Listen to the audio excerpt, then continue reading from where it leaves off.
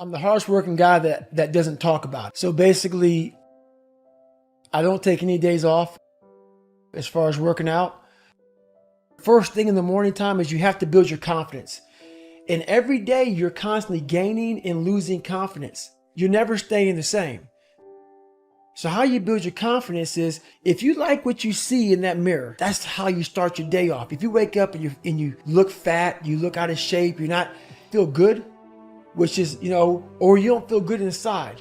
So my whole big thing is get up and work out, shed some calories, get the adrenals going, get the mind going, get all that going. Every day I run, every day I work out. A lot of people, what they do is they have these finish lines. And I have a saying that says, I don't stop when I'm tired, I stop when I'm done. When I was younger, I didn't have any goals. It's not really so much about goals, it's just a to-do list. And as a human being, if you don't have a to-do list, you're gonna sit back and just fade away. Your brain is the most powerful weapon in the world. If you can't control your own brain, you gotta tell your brain where you wanna go and how you wanna go and how you wanna get there. You gotta control it. If not, it's over. A good human being, a fulfilled human being, doesn't need to break anyone down. All they do is want to build you up. So anybody you meet that calls you out of your name, that bullies you, that messes you up, that makes you feel not lifted, they are dealing with something deep rooted. When you quit, your mind says we're done. So it doesn't expand. There's no expansion when you quit.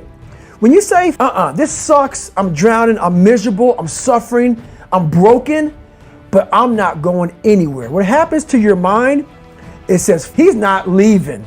So we gotta expand, we gotta grow, we gotta figure this thing out. So then these compartments in your brain, they have to work. And then you start to engage parts of your mind that you never engaged before. When you're in suffer mode and you say, I'm not gonna quit. You're forcing your brain now to operate on a level it's not used to. But then it becomes used to it.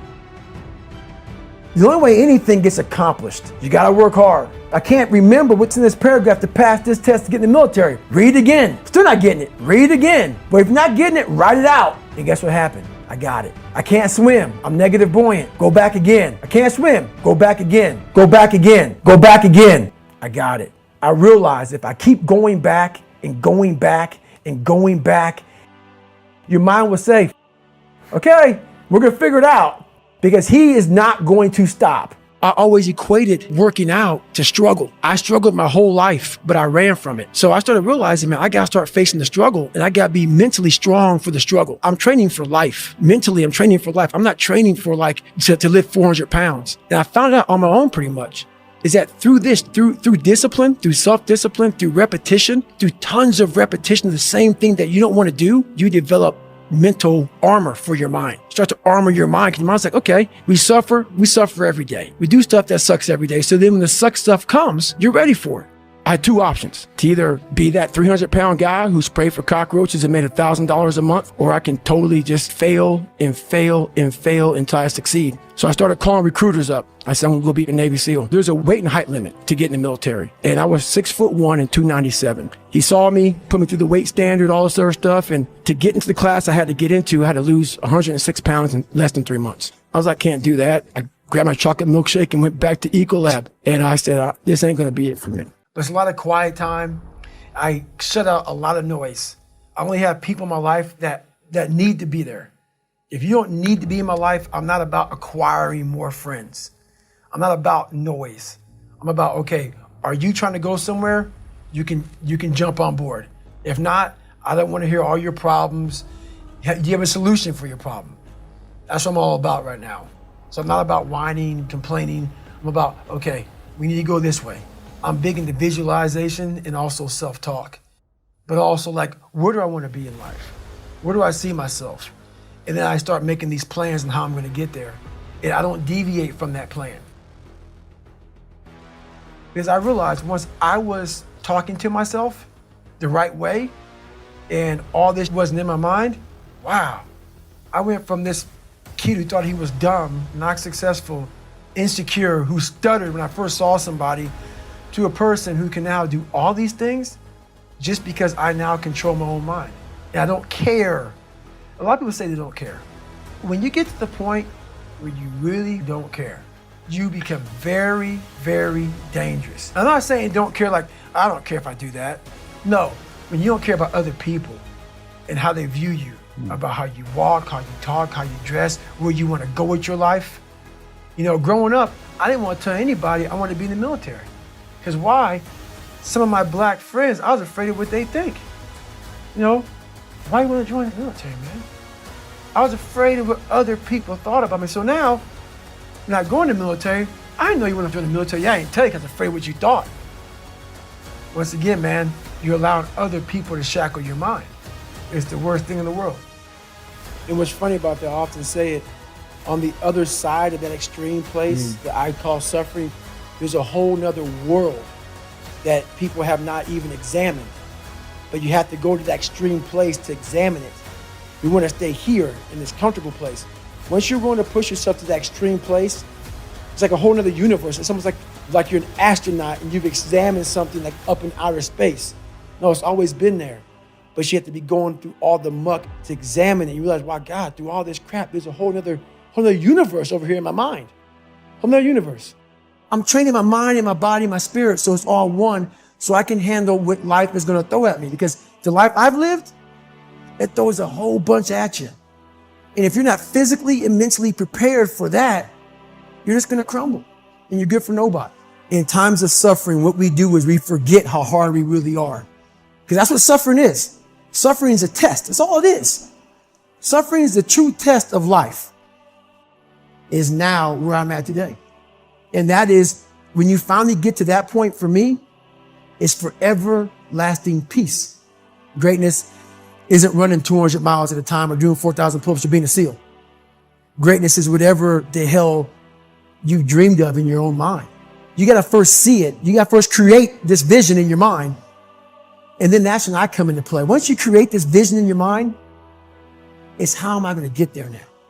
We are all great. No matter if you think you're dumb, no matter if you think you're fat, no matter if you are fat, no matter if you've been bullied, or no matter if you just got back from Iraq or Afghanistan and you have no legs or your arms or whatever, man. We all have greatness.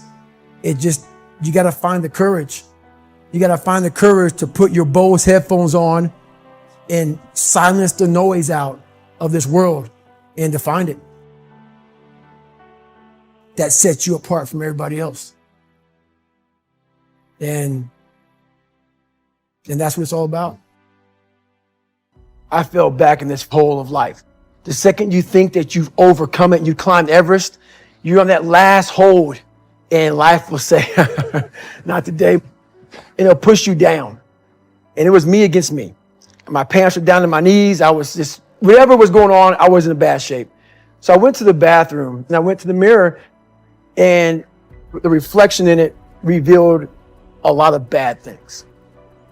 A lot of things that I was hiding behind the saggy pants. And I'm looking at myself in the mirror going like, God, dog, dude, you are something else, man. Like you have created a character. I want to be at the cool guy table. And whatever I could do to get attention, I did. It wasn't me. It wasn't who I was inside. But I was scared for anybody to know who I was inside. So in that accountability mirror, I call it, I got real with myself. I was dumb. And people say, oh, you know, you have learning disability. I had learning disability, but I realized I was lazy. I called myself out there. I called myself out every which way possible. I didn't call myself out. I was just honest. I was honest. Look at yourself, man. Look at yourself. And it was that day, in a couple of days after that, I just got real with myself. And every day I came home, I called the accountability mirror. What am I going to do today to change what I see in this mirror? What am I going to do today? And a lot of it was, I stopped sitting with the cool guys. I actually tucked my shirt in and went to school looking like, hey, man, this is how I'm going to look. If you don't like it, so be it. I had to really wear this layer of skin. I had to develop a really calloused skin on me to take whatever you're going to call me, you're going to call me. Whatever I'm going to be, you know, I wasn't a geek, but whoever I am, you're going to see me.